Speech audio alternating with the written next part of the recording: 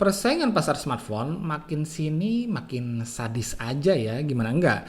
Tiap bulan selalu aja ada HP yang bikin pengen upgrade. Punya segmen yang spesifik, jelas dan fokus adalah salah satu strategi agar smartphone besutan suatu vendor dapat diterima dengan baik di pasar. Dan buat kamu-kamu yang mendewakan daya tahan baterai, di budget 2,3 jutaan, Asus Zenfone Max mungkin si the one yang selama ini kamu cari.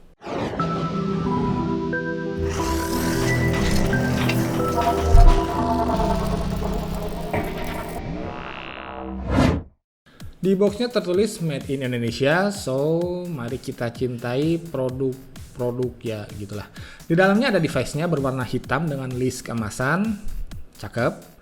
Kemudian kitab-kitab, kabel data, dan yang cukup disayangkan meskipun baterainya monster di 5000 mAh tapi dikasih charger yang outputnya kecil, hanya 1 ampere aja. Tapi ya ntar deh ya kita tes berapa lama waktu charging dari kosong sampai fullnya. Dan ada juga kabel USB on the go. Oke, ini dia semua yang ada di dalam box penjualan Asus Zenfone Max ZC550KL. Nggak dikasih earphone ya, seperti biasa. Secara estetika sih ya keren lah ya, sekilas terlihat eksklusif lah kayak HP-HP bos gitu dengan frame metal plus back cover kayak kulit. Feel pegang-pegangnya juga enak, punya grip yang bagus dan konstruksinya berasa kokoh dan padat. Kata kuncinya adalah sekilas, karena ternyata frame metalnya adalah plastik yang dengan sangat meyakinkan dicat seperti metal. Dan back covernya pun sama, plastik dengan sangat meyakinkan diberi tekstur kayak kulit. Kata kuncinya lagi, sangat meyakinkan. Ini apaan sih? Well, anyway, karena memang kelihatannya sih kayak asli metal dan kayak asli kulit. Ya, palsu. Jelek dong. Nah, kalau HP ini harganya 4-5 jutaan ya jelek jelas. Berhubung harganya hanya 2 jutaan lebih dikit aja, jadinya desain kayak gini udah bagus banget kalau kata saya. LED notifikasi udah ada di atas, hanya 3 tombol kapasitif di bawah layar belum bisa nyala. Back cover bisa dilepas, tapi baterainya yang super duper jumbo itu nggak bisa dicopot. Ngomongin soal baterainya yang besar, ya siapa sih yang nggak pengen HP dengan baterainya yang awet? Tapi konsekuensinya bobot HP ini terbilang sangat berat, di 202 gram atau lebih berat dari Galaxy Note 5 di 171 gram, dan cukup jauh selisihnya dari Galaxy S7 Edge yang punya berat hanya 157 gram aja. Dan seperti biasa, desain Zenfone yang nambah dagu di bawah layar ya agak terlalu tebal sih buat selera saya. Zen UI adalah salah satu UI yang paling kompleks di pasaran saat ini. Segala sesuatunya bisa kita oprek. Dari tema, animasi, jenis dan ukuran font, desain folder, kerapatan antar ikon animasi, gestur, lengkap pokoknya semuanya bisa lah. Ditambah lagi gerombolan bloatware yang warawiri di apps drawernya yang udah terinstall dari sononya. Kalau buat saya sih jadinya banyak yang di uninstall atau di disable ya, tapi buat yang bisa mengoptimalkan setiap aplikasi bloatware yang ada, sebenarnya bakal enak banget karena satu aplikasi dan yang lainnya kadang saling berhubungan, melengkapi dan memudahkan. Hanya dilemanya kalau mau ganti HP baru ya harus merek Asus lagi karena udah kelanjur nyaman dengan optimalisasi fitur-fitur di Zen UI ini. Aplikasi bisa kita pindahkan ke microSD dan free RAM-nya juga masih lumayan kok ternyata. Hanya proses booting dan buka tutup aplikasinya ya sedikit di bawah rata-rata. Untungnya resolusi layarnya masih HD. Kalau Full HD ya kasihan prosesor sama GPU-nya yang masih quad-core.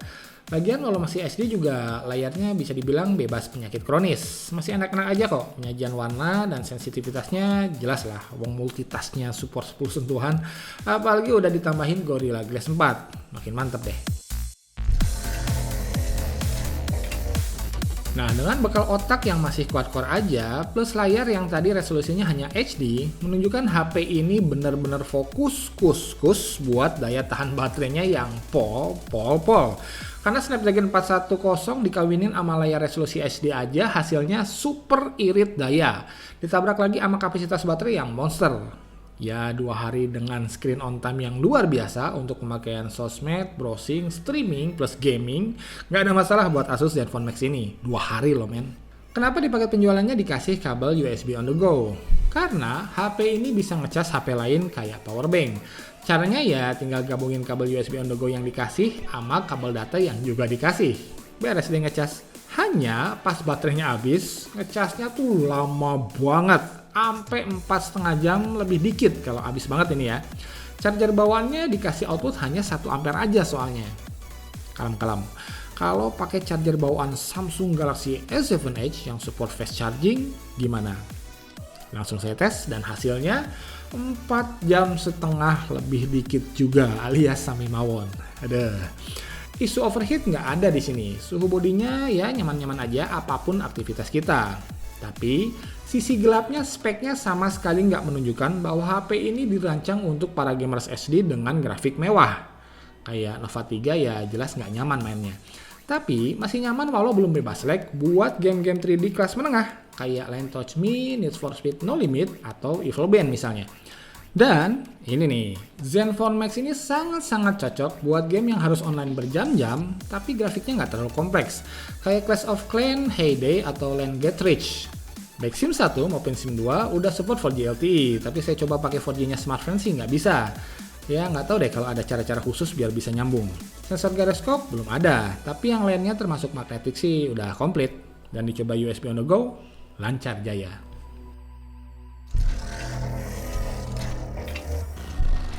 Lanjut ke kameranya, ya kameranya sudah sesuai dengan harganya. Artinya sekelas dengan rata-rata HP 2-3 jutaan lainnya. Kayak Samsung Galaxy A3, Oppo F1, atau yang hebat Infinix Hot 3 dan Andromax R2 juga ternyata masih bisa ngimbangin kualitasnya.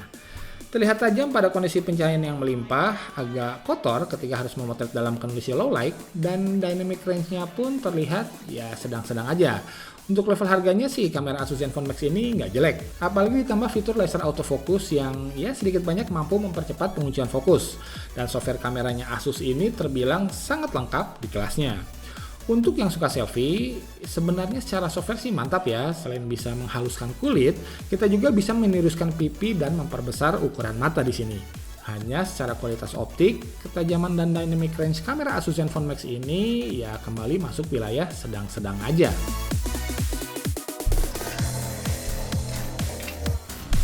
Software musiknya lengkap ya, ada equalizer, muter lagu berdasarkan folder, sampai mengedit informasi tentang siapa penyanyinya, albumnya, tanggal berapa dirilisnya, dan lain-lain. Hanya nggak dikasih earphone dari boxnya, tapi dites pakai earphone yang ini sih mantap suaranya. Speaker bodinya tipis, kurang bertenaga, tapi kesan jernihnya dapat.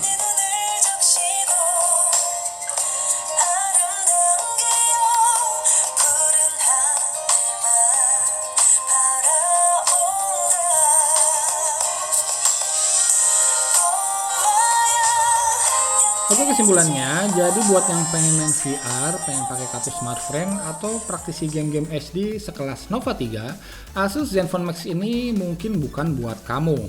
Ditambah lagi ukurannya yang lebih bongsor, tebal, dan berat dibandingkan kebanyakan HP-HP 5,5 inch lainnya. Tapi masalah charging yang lama, buat saya pribadi sih nggak begitu masalah ya. Toh dicasnya juga 2 hari sekali dan malam-malam pula ditinggal tidur. Namun, terlepas dari beberapa hal minus barusan, HP ini akan sangat bisa diandalkan, terutama daya tahan baterainya jelas. UI-nya juga full feature banget, mau nonton konten foto atau video, layarnya kuat, responsif, dan enak dipandangnya. Mau foto-foto, kameranya juga oke kok. Mau dengerin musik, software musik, dan speakernya asik. Bahkan pemilihan material desainnya adalah yang terbaik dibanding jajaran seri Zenfone 2 yang lain. Jadi buat sebagian orang kayak mania Clash of Clans atau game-game kasual sejenisnya, HP ini bisa jadi HP impian yang selama ini mereka cari-cari. Tapi buat sebagian lagi, ya baru lihat otaknya yang pakai Snapdragon 410 aja juga udah mundur teratur. Oke guys, itu dia ulasannya. Semoga ya sedikit banyak bisa memberikan pencerahan. Mohon maaf kalau masih ada informasi-informasi yang salah atau kurang akurat. Oh ya, untuk lihat hasil kamera Asus Zenfone Max ini, kamu bisa langsung cek website kami di www.obatgaptek.net atau Instagramnya @obatgaptek. Oke, jangan biarkan peluang terbang karena Gaptek. Nikos out. Assalamualaikum warahmatullahi wabarakatuh.